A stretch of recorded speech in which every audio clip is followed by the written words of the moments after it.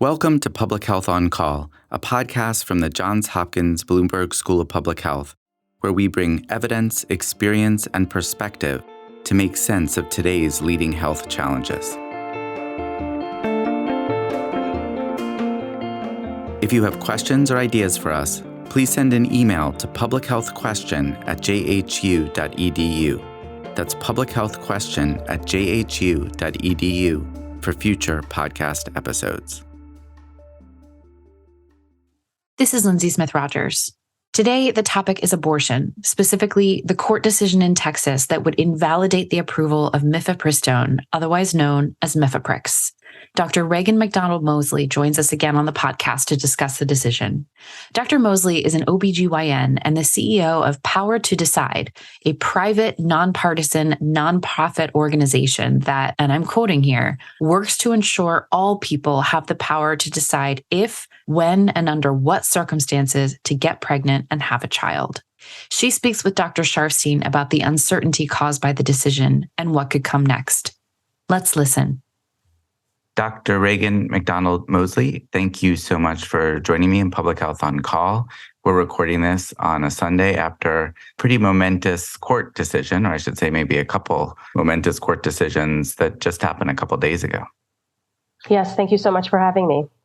So we've been waiting to see what this Texas court would do on mifepristone, and it delivered what the case had promised, in a sense, a very conservative judge essentially invalidating the approval of a medication that's been pretty widely used for medication abortions.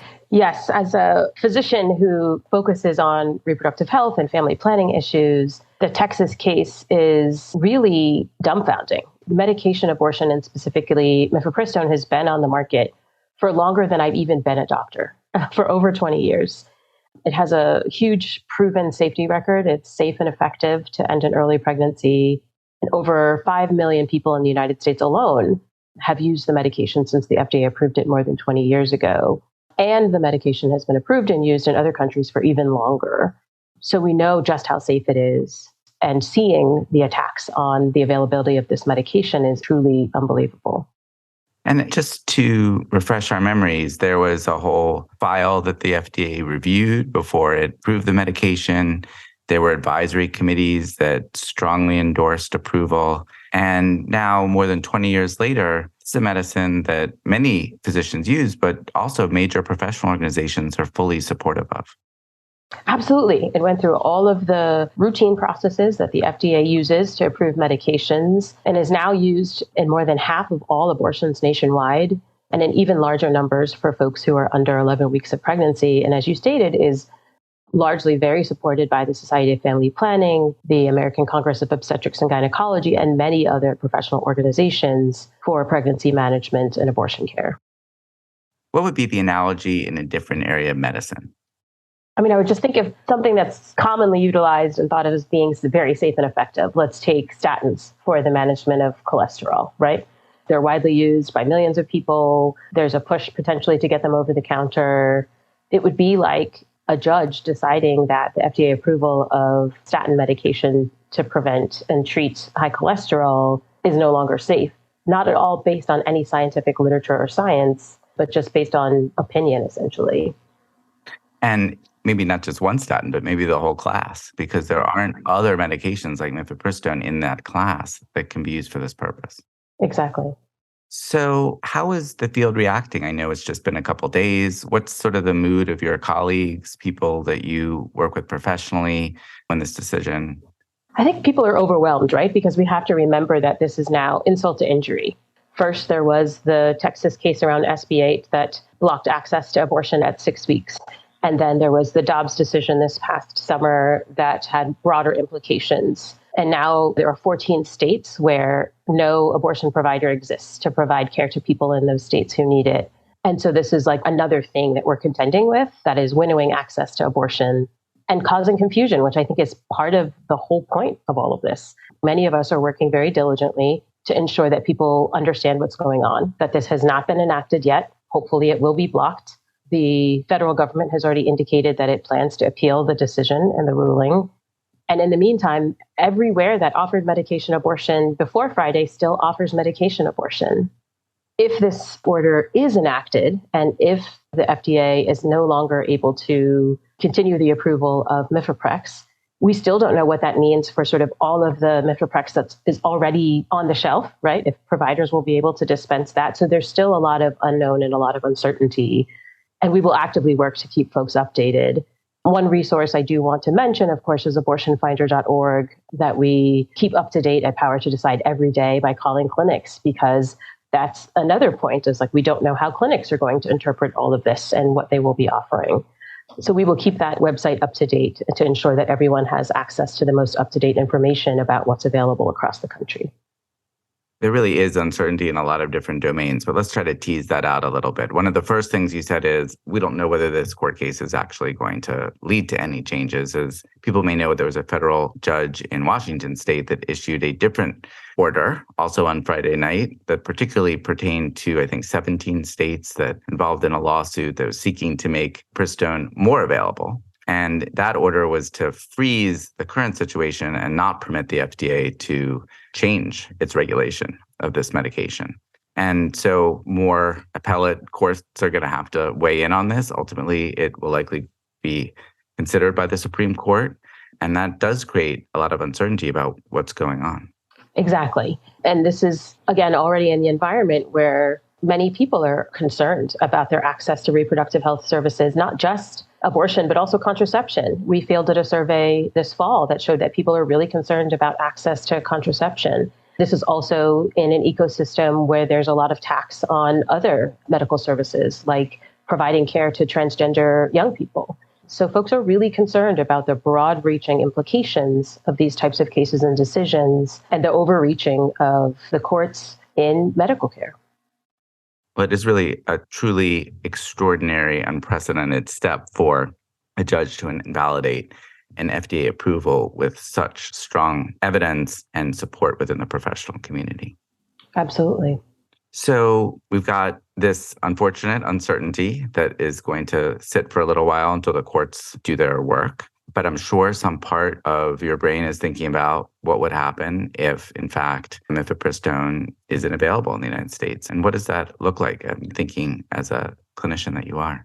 It would be a really concerning situation. I mean, one thing to point out is that interest in medication abortion via telehealth has increased post-obs. And we know that because of the WeCount study that's being conducted by the Society of Family Planning in conjunction with researchers from Ohio State and UCSF. And those amazing researchers have documented that interest in medication abortion via telehealth has increased 33% just in the first 2 months after the Dobbs decision, right? So if more people are relying on medication abortion via telehealth, that may not be available in the same manner if this decision is into fruition, right? In addition, many more people may be looking to go to brick and mortar health centers for abortion care, and many of those centers are already overwhelmed. Many of them are already at capacity and are struggling to meet the demands of people coming to their doors today. And many of them have waiting periods that are already 2 to 3 weeks and even longer in some circumstances. And for a time-sensitive thing like abortion care, it's important for people to get access to care as soon as they can. It is really concerning. It is also important to note, though, that there are alternatives. Mifepristone is one of the 2 medications that is generally used in the FDA-approved regimen for medication abortion. The other one is called misoprostol and can be used off-label for the treatment of abortion and for miscarriage management and other things, and has been widely utilized in other countries for medication abortion for a very long period of time and is probably the most common form of medication abortion used in the world. Now, research documents that medication abortion with misoprostol alone is safe and effective, but may be slightly less effective than regimens with mifepristone and misoprostol. So while we need to increase access to misoprostol alone for medication abortion, if we do not have access to mifepristone for a short period of time, we also need to be fighting to ensure that we retain access to medication abortion with mifepristone in the future. So it sounds like there may be options, but those options may not be as good, basically. Exactly. What effect does this have on the clinicians, the workforce for family planning and reproductive health? That's a great question. And I think, honestly, something that hasn't been talked about enough. I had the opportunity to meet with leaders from around the country that run OBGYN departments and residency training programs just a few months ago. And this was something that was coming up in conversation as just sort of the decreased interest potentially in our field overall, because people are really stressed and nervous about having to deal with working in a state that doesn't allow them to provide the best care for someone, living in a state that doesn't allow them to meet their oath of a doctor to do no harm and potentially causes them to have to do harm. And the mental disconnect that can provide, and the mental stress, frankly, that can provide for young doctors. And so I think this is something that we really need to be paying attention to, particularly in states with these bans and restrictions, the workforce issues. And it extends well beyond just doctors, right? Nurse practitioners and midwives and nurses and pharmaceutical techs are all touched by this and could have wide-reaching complications and implications for generations.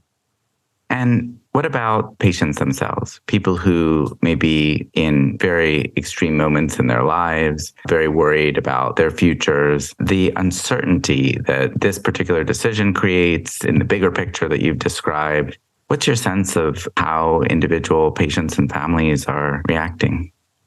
Yeah, I mean, I've talked to a lot of people over the last 6 months or so who have said that just the hoops that they had to jump through and the level of emotional stress that they experienced trying to jump through all those hoops, to travel out of state, to feel like they had to sort of hide all of this from friends and family and people who would normally be support for them, is extremely traumatic.